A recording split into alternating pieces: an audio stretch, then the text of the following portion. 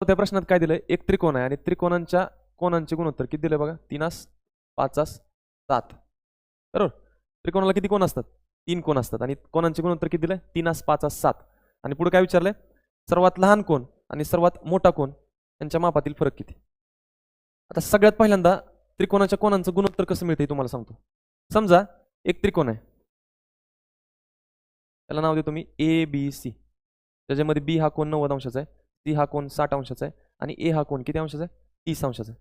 मग बघा 30 90 आणि 60,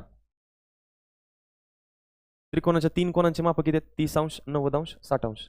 त्यांचं गुणोत्तर मिळवायचं. तर मी काय करणार, मोठ्यात मोठ्या संख्येनं म्हणजेच ह्या तिघांच्या मसावीने ह्यांना भागणार.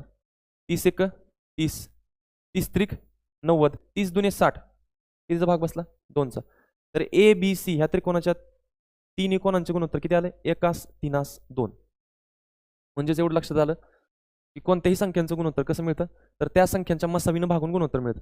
आता ह्या गुणोत्तरावरनं परत ह्या 3 संख्या मिळवू शकतो आपण. कसं मिळवू शकतो, तर मसावीनं परत गुणायचं. 30 ने 1 ला गुणलं तर 30 1 30, 30 त्रिक 90, 30 दुने 60. इथं पण ह्या त्रिकोणाच्या 3 कोणांच्या मसावीनं भागून हे गुणोत्तर मिळालं, 3 5 7. मग ज्या मसावीनं भागून हे गुणोत्तर मिळालं त्या मसावीनं जर परत ह्या गुणोत्तराला गुणलं तर परत त्या 3 कोणांची माप मिळणार. पण प्रॉब्लेम काय, इथं आपल्याला मसावी माहित होता किती 30 आहे, इथं मसावी माहित आहे का आपल्याला, नाही. मग मसावी किती मानायचा, x.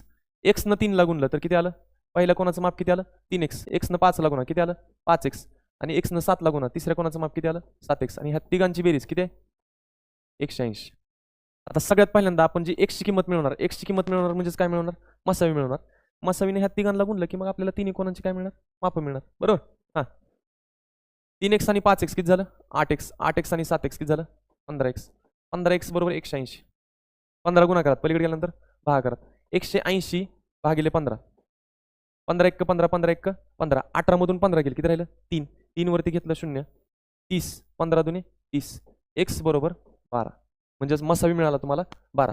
आता तुम्ही काय करायचंय, लहान कोण आणि मोठा कोण ह्यांच्यातला फरक मिळवायचा. तुम्हाला ह्या दोन्ही कोणांची माप काढत बसायची गरज नाही. 7x मध्ये आणि 3x मध्ये कितीचा फरक आहे, 4x चा फरक आहे. तर x ची किंमत 12 ठेवा, 4 गुणिले x म्हणजे 4 गुणिले 12, 12 चौक किती आलं, 48. डायरेक्ट दोघांमधला फरक येईल 48 अंश.